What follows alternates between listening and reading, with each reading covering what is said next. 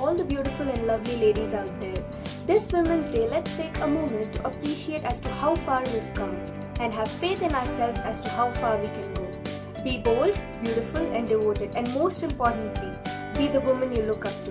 I'm Zaina Nadeep from second year law. Hi everyone, my name is Nandini Raj and I work as a Senior Program Associate for the Communications Department at Association for Democratic Reforms, which is an NGO which works on electoral and political reforms in India.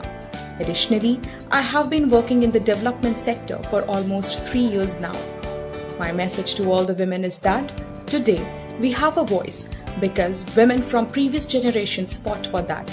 Now, it is our responsibility to ensure that we are heard and represented equally in all spheres, so that the women of the future generations thrive in their chosen fields.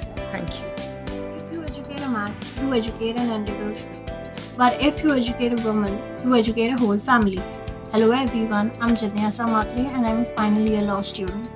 This Women's Day, I really wish that women's rights are actually implemented, as it is said that a strong woman is the one who can dare to raise a voice for the causes she believes in, and this strength lives in every corner of a woman's heart.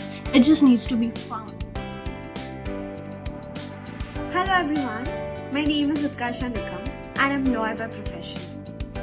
I believe for every woman's success should be an inspiration to one another. We are strongest when we cheer each other on. A very happy International Women's Day to every incredible woman out there. Let's come together, support each other and shine even more bright. Hi everyone, my name is Shivani Kapoor and I am a program officer at ADR, a think tank working towards democracy, good governance, electoral and political reforms. From 2009 to 2019, there has been an increase of 850% in the number of MPs with declared cases of crime against women. Rape, sexual harassment, assault, stalking, trafficking, dowry death, acid attacks, fighting for survival, for dignity, for justice and equality, for equal opportunities. We as women have been fighting this battle constantly at homes, at workplaces, in streets, on roads, at every hamlet or vicinity. So if this all has to end, if we really want the change, let us first change our lawmakers, deciding rules and regulations, laws and policies, not just for us, but for the entire community. We deserve every single chance. We deserve every single opportunity to shape this country, our future lives, from leadership roles to deserving and honest, credible, sincere neta. We need equal roles in parliament and state assemblies. We say no to politicians accused or convicted of heinous crime. And above all, we don't want to be proxy leaders on behalf of dynasties or muscle and money. Thank you.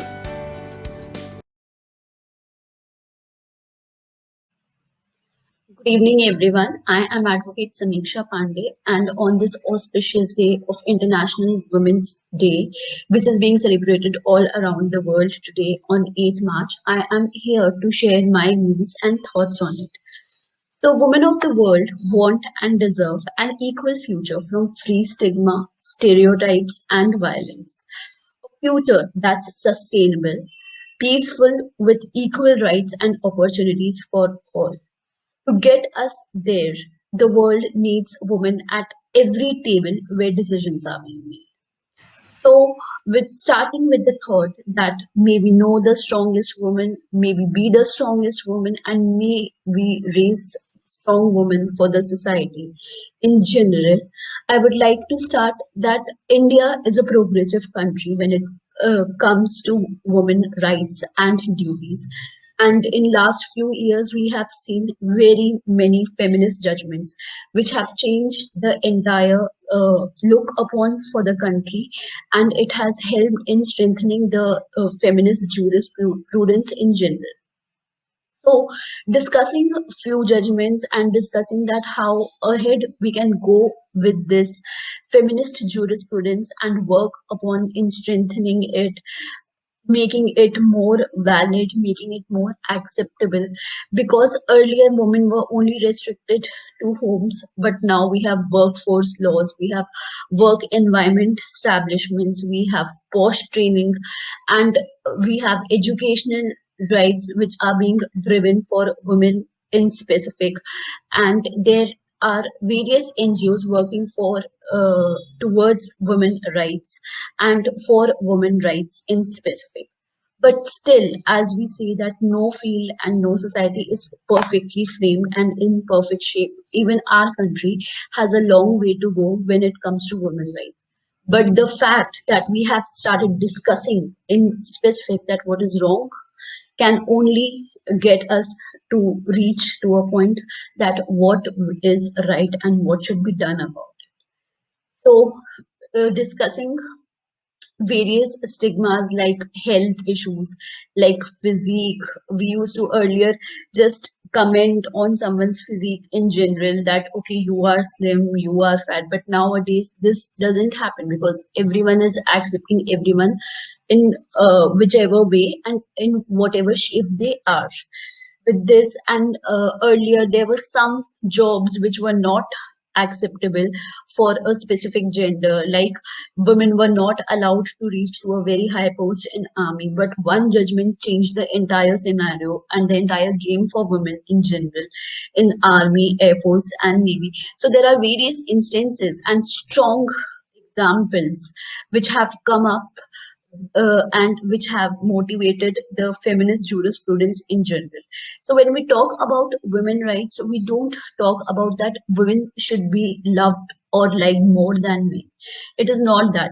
It is not about disregarding men in general. In fact, we want more men to be supportive of women rights because in general the societal structure is still patriarchal.